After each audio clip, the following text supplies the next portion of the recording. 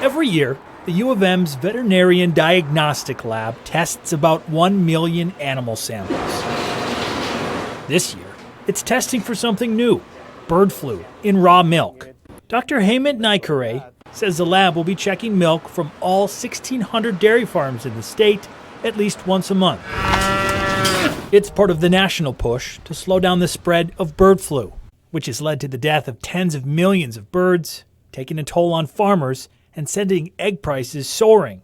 The virus has spread to different animals, including cows. So far, everything that we have tested has been negative. They've been at it for a couple of weeks now. Here's one of those samples sent to them from a different lab that already tests Minnesota milk for other health reasons. It's kind of a multi-coalition, and if we do end up getting any positive or a non-negative, then we will continue doing more surveillance.